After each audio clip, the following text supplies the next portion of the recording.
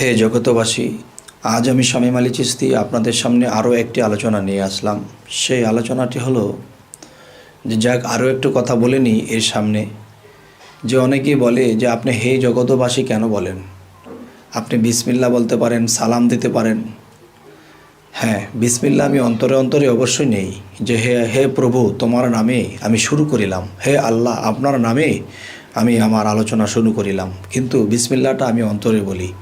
এবং হে জগৎবাসী বলি এই কারণেই যে আমি শুধু ইসলাম ধর্মের জন্য এই আলোচনাগুলো করি না, আমি সমস্ত বিশ্ববাসীর জন্য, সমস্ত জগৎবাসীর জন্য আমার এই আলোচনাগুলো করা হয়। তো এখন যদি আমি সালাম দেই তাহলে এই সালামটা মুসলমান নেবে, অন্য অন্য ধর্মের লোকেরা নাও নিতে পারে। আর যখন বললাম যে হে জগৎবাসী, তখন সমস্ত জগৎবাসীকে আমি ডাক দিয়ে আমার এই কথাগুলো বলতে শুরু করলাম। যাই হোক, আজকের যে আলোচনাটি সেটি ছোট করেই বলবো, বেশি বড় করব না। সেই কথাটি হলো যে মানুষ যখন মানুষকে একটা বিষয়ে নিষেধ করে বা একটা বিষয়ে মানুষকে বলে যে এটা করো না বা এই বিষয়টা তোমরা এভাবে চলো না, তখন দেখা যায় যে এই কথাটা বলে তার মধ্যে এই কথাটা বহাল থাকতে হবে। যেমন একটি কথা, ছোট একটা কথা লক্ষ্য করবেন যে একজনে একটা ছোট একটা সাইনবোর্ড লাগালো গাছের মধ্যে। সেই সাইনবোর্ডের মধ্যে লেখা আছে কি যে এই গাছের মধ্যে প্যারাক মারা নিষেধ। তাহলে এই গাছের মধ্যে কেউ যেন কোনো প্যারাক না মারে, এই প্যারাকটা মারা নিষেধ। তো এখন আমি বলবো, যিনি এই ছোট সাইনবোর্ডটা গাছের মধ্যে লাগিয়েছেন তিনি কিন্তু যেই সাইনবোর্ডটি লাগিয়েছেন এই সাইনবোর্ডটা প্যারাক গেড়েই লাগিয়েছেন, প্যারাক মেরে দিয়ে এই সাইনবোর্ডটিকে লাগিয়েছেন।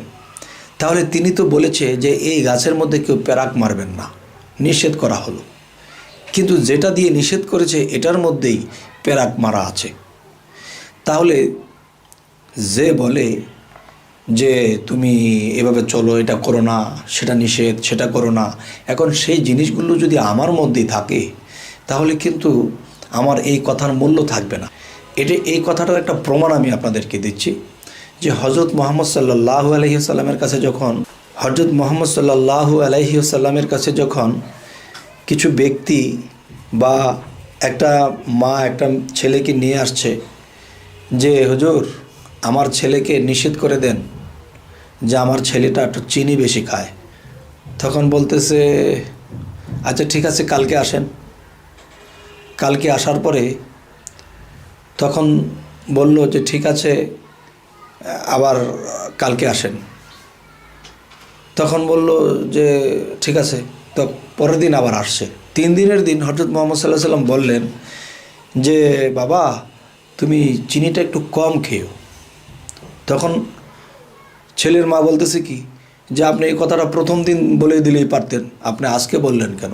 তখন হযরত মুহাম্মদ সাল্লাল্লাহু আলাইহি ওয়াসাল্লাম বললেন, দেখো আমি তো নিজেই চিনি খাই, এখন আমি চিনি খাই, অন্যকে নিষেধ করি কিভাবে? তাই আমি